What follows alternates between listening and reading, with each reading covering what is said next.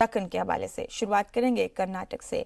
कर्नाटक दौरे के दूसरे दिन पीएम मोदी भारतीय विज्ञान कांग्रेस प्रोग्राम में शामिल हुए। 107वें इजलास में उन्होंने साइंसदानों से लोगों की जिंदगी आसान बनाने पर काम करने की अपील की। इस मौके पर स्पेस में हिंदुस्तान की बढ़ती ताकत का जिक्र करते हुए उन्होंने जमकर तारीफ की। इस दौरान पीएम ने कहा कि अब वक्त आ गया है कि हम समंदरी हल्के में भी अपनी ताकत को बढ़ाएं। इससे पहले पीएम मोदी ने ISTEM पोर्टल को लॉन्च किया, जो रिसर्च के हल्के में काम करेगा। That time, the manner in which our nation celebrated science, our space program, and the strengths of our scientists will always be a part of my memory. Friends, Bengaluru, the city of gardens, is now a wonderful field for startups. The world is coming to innovate here. Research and development का एक ऐसा ecosystem इस शहर ने विकसित किया है जिससे जुड़ना हर युवा साइंटिस्ट, हर इनोवेटर, हर इंजीनियर का सपना होता है। लेकिन इस सपने का आधार क्या सिर्फ अपनी प्रगति है, अपना कैरियर है?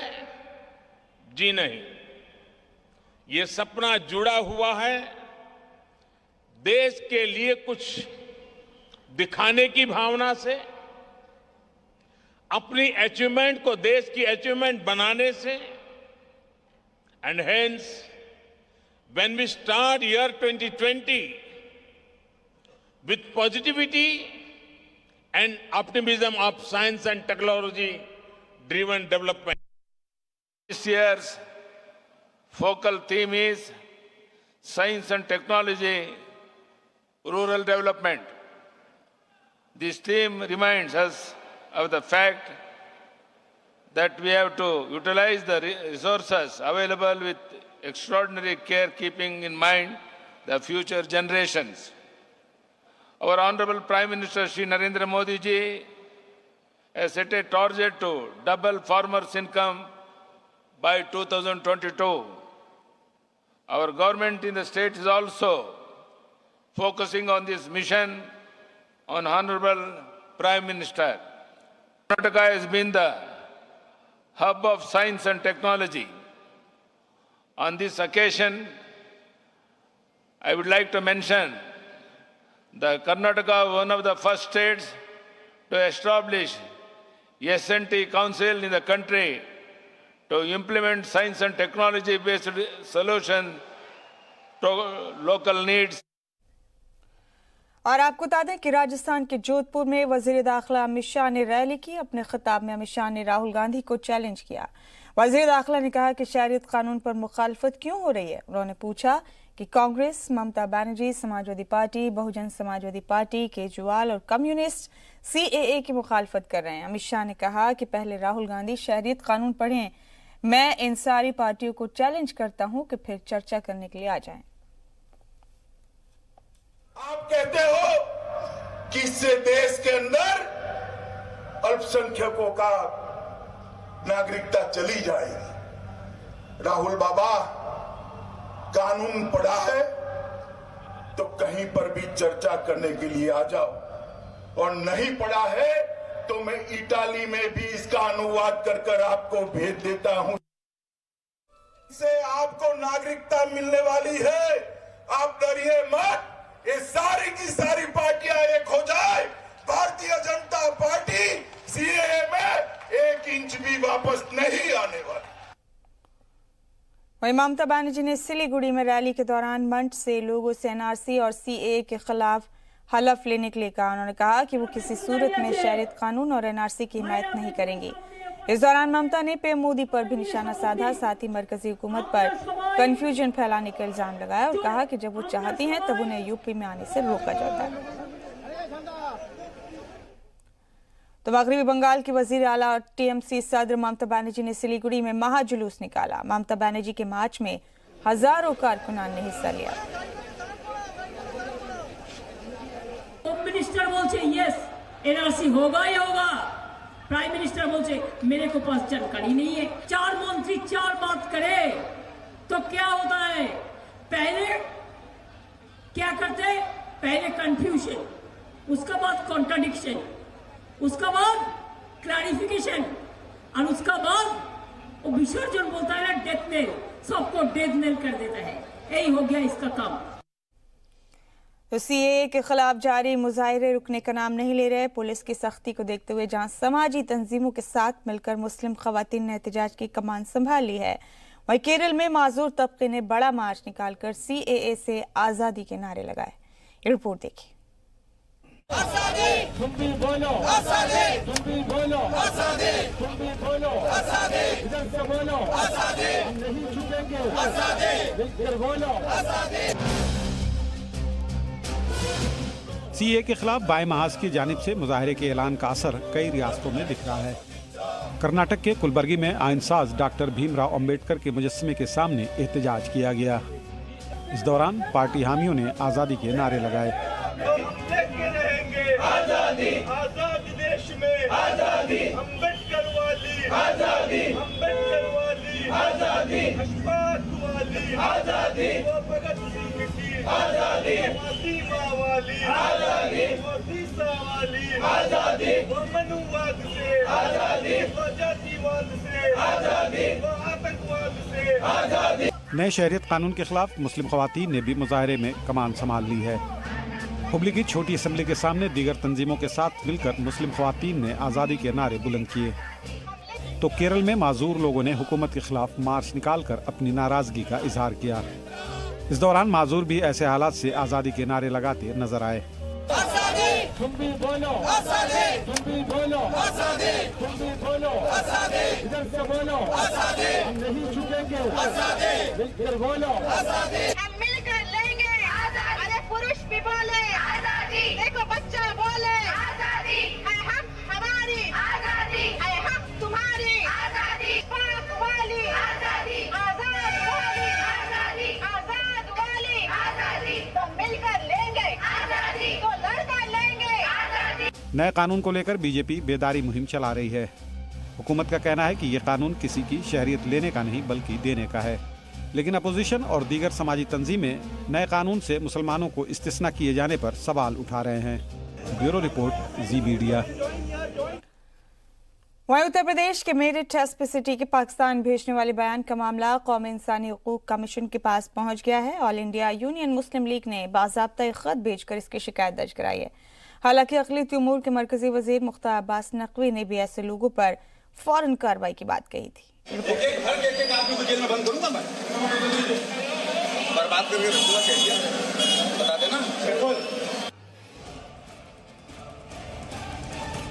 मेरठ एसपी सिटी अखिलेश नारायण सिंह के धमकी भरे इस अंदाज की शिकायत इंसानी हकूक कमीशन के पास पहुंच चुकी है। 20 दिसंबर को नए शहरियत तरमीमी कानून के खिलाफ मुजाहिरे के दौरान एसपी सिटी यहीं नहीं रुके, बल्कि उन्होंने ऐसे लोगों को पाकिस्तान जाने तक की बात कही थी। वो तो ठीक है, जो काली पट्टी है, पीली पट्टी नहीं गलत बात है। वो बता रहा हूँ, जो पाकिस्तान फ्यूचर काला होने में ना लगेगा सेकंड नंबर के बाद। एक सेकंड हाँ, सब कुछ काला पट्टी नहीं, ठीक है, इसमें नहीं रहने का मन है, चले जाओ। आओगे यहाँ, गाँव में कहीं और। मेरठ एसपी के मुतनाज़ा अंदाज के 15 दिनों बाद भी कार्रवाई नहीं होते देख केरल मुस्लिम लीग से शिकायत की गई है। एसपी सिटी का ये अंदाज सोशल मीडिया पर वायरल हुआ तो पुलिस ने इसे नफरत फैलाने वाला कदम बताया। और डिप्टी सीएम केशव प्रसाद मौर्य भी पुलिस का दिफा करते नजर आए। हालांकि अक़लियती उमूर के मरकजी वजीर मुख्तार अब्बास नकवी ने ऐसे लोगों के खिलाफ फौरन कार्रवाई की बात कही थी, खतरनाक बता रही हैं। देखिए, अगर वो बयान सही है तो वो निंदनीय बयान है। अगर वो बयान सही है तो ऐसे पुलिस अधिकारी के खिलाफ फौरन कार्रवाई होनी चाहिए, इमीडिएट कार्रवाई होनी चाहिए, अगर वो बयान सही है तो। एसपी का जो बयान है, मैं समझता हूं कि उस पर विवाद का कोई औचित्य नहीं है। उन्होंने सारे मुसलमानों के लिए इस प्रकार की, जहां तक मैं समझता हूं, बात नहीं कही। जो पाकिस्तान जिंदाबाद का नारा उनके सामने लगाते हुए उपद्रव कर रहे थे, पत्थर फेंक रहे थे, उनको शायद ऐसा उन्होंने कहा। मेरठ पुलिस के इस अंदाज पर उस वक्त प्रियंका गांधी समेत दीगर ऑपोजिशन जमातों ने भी नाराजगी जताई थी, लेकिन इंतजामिया और हुकूमत की खामोशी के बाद इसकी शिकायत कौमी इंसानी हुकूक के पास पहुंच गई है। Bureau report, Zee Media. वहीं यूपी के मेरठ तशद्दुद में भी पीएफआई और एसडीपीआई की साजिश सामने आ रही है। अब तक दोनों तंजीमों के कुल 4 लोगों को गिरफ्तार कर जेल भेजा जा चुका है। पुलिस ने तशद्दुद के दिन के वीडियो भी जारी किए। उत्तर प्रदेश के मेरठ में 20 दिसंबर को शहरियत तरमीमी कानून की मुखालिफत में हुए तशद्दुद के पीछे पाबंदीशुदा पॉपुलर फ्रंट ऑफ इंडिया और social democratic party of India जैसी तंजीमों की साजिश सामने आ रही है। पुलिस के मुताबिक इन्हीं तंजीमों ने तशद्दुद वाले दिन लोगों को उकसाने का काम किया। लोगों के बीच काबिल एतराज और भड़काऊ अशिया तकसीम की गयी। मेरठ पुलिस ने एसडीपीआई के रियासती सदर समेत अब तक इन दोनों तंजीमों के 4 लोगों को जेल भेजा है। एसआईटी की तश्कील करके इन तंजीमों को और दीगर सदस्यों की तलाश की जा रही है। कार्यालय पर भी पीएफआई की रेड की गई थी, जिसमें बहुत सारी आपत्तिजनक सामग्री और लिटरेचर्स वगैरह बरामद हुए थे, जिनको सीज किया गया। इसमें 2 मुकदमे पंजीकृत किए गए हैं, एक लिछाड़ी गेट के थाना नौचंदी में, और एसडीपीआई के प्रदेश अध्यक्ष सहित इनके और पीएफआई के कुल 4 लोगों को फिलहाल गिरफ्तार करके जेल भेजा गया है। और एसपी क्राइम के नेतृत्व में एसआईटी गठित की गई है, जो इस पूरे इन्वेस्टिगेशन को देख रही है। यूपी पुलिस ने मेरठ में शहरियत कानून की मुखालिफत में हुए पुरतशद्दुद एहतजाज के 2 नए वीडियो भी जारी किए हैं। दोनों वीडियो 20 दिसंबर 2019 के हैं। पुलिस का दावा है कि तशद्दुद में पुलिस वालों को जिंदा जलाने की कोशिश हुई है। तशद्दुद करने वालों ने 30 पुलिस वालों को घर में बंद कर दिया था, जिसके बाद घर में आग लगाने की कोशिश हुई थी, लेकिन पुलिस की सूझबूझ की वजह से इन पुलिस एहलकारों को बाहर निकाल लिया गया है। कुछ पुलिसकर्मी इस्लामाबाद चौकी के पास में थे। हजारों की संख्या में अचानक बलवाई आके उपद्रव करने लगे। अतिरिक्त पुलिस बल की इंतजार में वो एक जगह स्केप किए। उपद्रवी तत्वों ने उनको घेर कर उसके गेट वगैरह को बंद कर दिया और उसमें आग लगाने की कोशिश की है। उसमें आगे नहीं भी उन्होंने कुछ किया और फिर बाद में पुलिस फोर्स पहुंचा, किसी तरीके से उनको बचा के लाया गया है। मेरठ के लिसाड़ी गेट इलाके में शहरियत तरमीमी कानून की मुखालिफत में तशद्दुद मामले में अब तक 13 मुकदमे दर्ज किए गए हैं। पुलिस ने तशद्दुद करने वालों में शामिल लोगों के फोटो और वीडियो की बुनियाद पर पहचान की है, जिनके पोस्टर भी शहर में लगाए गए हैं। पुलिस ने तशद्दुद वाले दिन पुलिस पर फायरिंग करने वाले 3 लोगों के फोटो भी जारी किए हैं, जिनका ताल्लुक पीएफआई से बताया जा रहा है। Bureau report, Zee Media. वहीं उत्तर प्रदेश असेंबली के हिज़्ब इख्तिलाफ और समाजवादी पार्टी के सीनियर लीडर राम गोविंद चौधरी ने सीएए के खिलाफ एहतजाज करने वालों को पेंशन देने का वादा किया है। देवरिया में राम गोविंद चौधरी ने कहा कि अगर समाजवादी पार्टी की सरकार आई तो सीएए की मुखालफत करने वालों को पेंशन देगी। साथ ही उन्होंने कहा कि उन्हें मुजाहिदीन आज़ादी की तरह एजाज से भी नवाजा जाएगा। वहीं दूसरी जानिब बीजेपी ने राम गोविंद चौधरी के बयान की मजम्मत की है। संविधान रक्षक के पद से नवाजेंगे या कुछ? बिल्कुल नवाजा जाएगा। आवश्यकता पड़ी अगर केंद्र में हमारी सरकार बने और प्रदेश में तो उनको पेंशन भी दिया जाएगा, क्योंकि उन्होंने संविधान बचाने का काम किया है, लोकतंत्र को बचाने के लिए आंदोलन किया।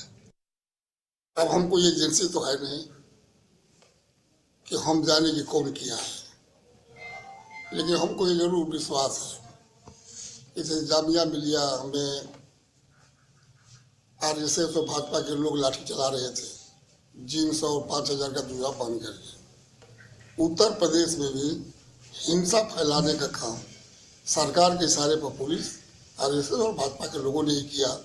इसलिए हम मांग कर रहे हैं कि दूध का दूध और पानी का पानी हो जाए, कि हिंसक घटनाओं का जांच हाईकोर्ट के वर्तमान जज से कराई जाए।